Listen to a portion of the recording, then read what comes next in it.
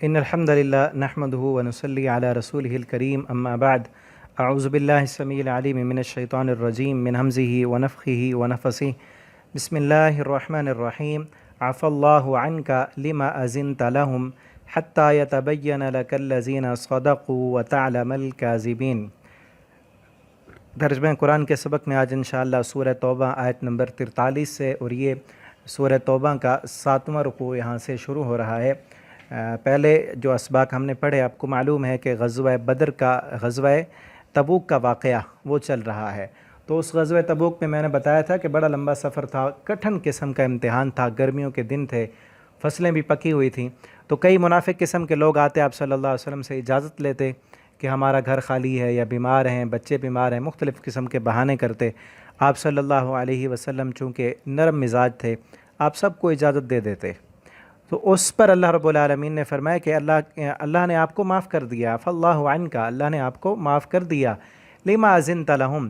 آپ کو کیوں آپ نے اجازت دی ان کو، حتی یتبین لک الذین صدقوا، یہاں تک کہ واضح ہو جاتے وہ لوگ جو سچے ہیں، اور آپ جان لیتے جھوٹوں کو، جھوٹے، کھرے اور کھوٹے، پکے مومن اور منافق قسم کے لوگ، وہ سب واضح ہو جاتا۔ آپ نے اجازت نہیں دینی تھی، لیکن اللہ تعالیٰ فرماتے ہم نے آپ کی اس قصور کو معاف کر دیا۔ لا یستأذنک الذین، نہیں اجازت مانگتے آپ سے وہ لوگ، یؤمنون باللہ، جو ایمان لاتے ہیں اللہ پر، والیوم الآخر، اور آخرت کے دن پر۔ کس چیز کی اجازت؟ ان یجاہدوا باموالہم وانفسہم، کہ وہ جہاد کریں اپنے مالوں اور اپنے جانوں کے ساتھ، واللہ علیم بالمتقین، اور اللہ تعالیٰ جاننے والے ہیں متقین لوگوں کو، کہ متقی لوگ اللہ کے ساتھ وہ تو جان اور مال کے ساتھ جہاد کرتے ہیں، منافق لوگ کی اجازت مانگتے ہیں، وہ نہیں آنا چاہتے۔ انما یستأذنک الذین، بے شک صرف یستأذنک، اجازت مانگیں گے آپ سے وہ لوگ، لا یؤمنون باللہ، جو نہیں ایمان لاتے اللہ پر، والیوم الآخر، اور آخرت کے دن پر، وارتابت قلوبہم، شک میں پڑے ہوئے ہیں ان کے دل، فہم فی ریبہم یترددون، پس وہ اپنے شک میں تردد کر رہے ہیں۔ شک بھی ایسا کہ انہیں پتہ نہیں آخرت ہوگی یا نہیں ہوگی، پتہ نہیں ان مسلمانوں کو فتح نصیب ہوگی۔ منافق تھے نا، ان کو ابھی وہ کافروں کے ساتھ بھی اپنی خیر خواہیاں رکھنا چاہتے تھے، اور مسلمانوں کے ساتھ بھی ان کو شک تھا، پتہ نہیں یہ ابھرتی ہوئی نئی طاقت مسلمانوں کی یہ اوپر اٹھ جاتی ہے تو ان کے ساتھ بھی ہماری خیر خواہیاں ہوں، کل کو ان سے بھی ہم اپنا جو ہے وہ فوائد حاصل کر سکیں۔ اگر ان کو ہرا دیتے ہیں کافر تو ان کے ساتھ بھی ہماری بنی ہونی چاہیے۔ تو تردد کا شکار تھے۔ وَلَوْ أَرَادُوا الْخُرُوجَ، اور اگر وہ ارادہ کرتے نکلنے کا، لَأَعَدُّوا لَهُ عُدَّةً، تو ضرور تیاری کرتے اس کے لیے، کچھ سامان تیار رکھتے، وَلَكِنْ كَرِهَ اللَّهُ، لیکن ناپسند کیا اللہ نے، انبعاثہم، ان کا نکلنا، اللہ کو پسند ہی نہیں، کیونکہ ان کا ایمان ہی اس لیول کا نہیں ہے کہ وہ آپ کے ساتھ جائیں۔ فَثَبَّتَهُمْ، پس اس نے ان کو سست کر دیا، وَقِيلَ اقْعُدُوا مَعَ الْقَاعِدِينَ، اور کہا ان کو بیٹھے رہو بیٹھنے والیوں کے ساتھ، کہ جس طرح عورتیں گھروں میں بیٹھتی ہیں نا، تم بھی بیٹھے رہو، تم ہمارے ساتھ جانے کے لائق ہی نہیں ہو۔ لَوْ خَرَجُوا فِيكُمْ، اگر وہ نکلتے آپ میں، اب یہ جو آیتیں یہ وہاں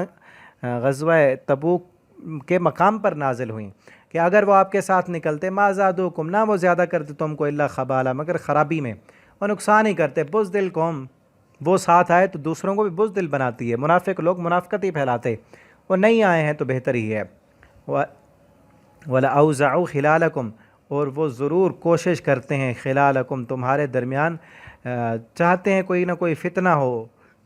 خرابی کرنا چاہتے ہیں، اس کے لیے کوشش و دوڑ دھوپ کرتے ہیں۔ يَبْغُونَكُمُ الْفِتْنَةَ، وہ تلاش کرتے ہیں تم میں فتنہ، وَفِيكُمْ، اور تم میں، سَمَّاعُونَ لَهُمْ، سننے والے ہیں ان کے لیے، کچھ کمزور ایمان والے ایسے بھی ہیں جو یہاں سے باتیں سن کے ان کو بتاتے ہیں کہ ان کے لیے سننے والے ہیں۔ واللہ علیم بالظالمین، اور اللہ تعالیٰ خوب جاننے والا ہے ظالموں کو۔ لَقَدِ ابْتَغَوُا الْفِتْنَةَ، بلا شبہ انہوں نے تلاش کیا فتنے کو، من قبل، اس سے پہلے بھی انہوں نے اسی طرح کی حرکتیں کیں، وہ فتنے تلاش کرنا چاہتے ہیں، فتنوں میں پڑنا چاہتے ہیں۔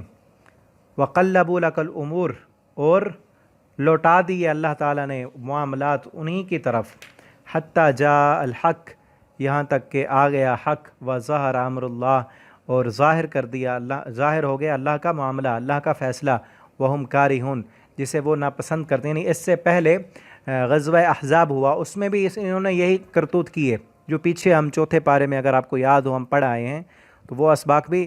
پلے لسٹ میں موجود ہیں کہ انہوں نے غزوہ احزاب میں بھی ایسے کام کیا تھا، اس سے پہلے غزوہ احد میں قریش مکہ کا ساتھ دیا،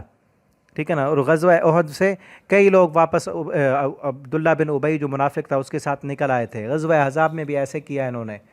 ٹھیک ہے نا۔ اب وہ اس وقت دیکھ چکے ہیں حالات کہ یہ واپس بھی آ گئے تھے، پھر بھی فتح اللہ نے مسلمانوں کو دی، غزوہ احزاب میں بھی دیکھ چکے ہیں، ابھی بھی ان کو نصیحت نہیں ہے۔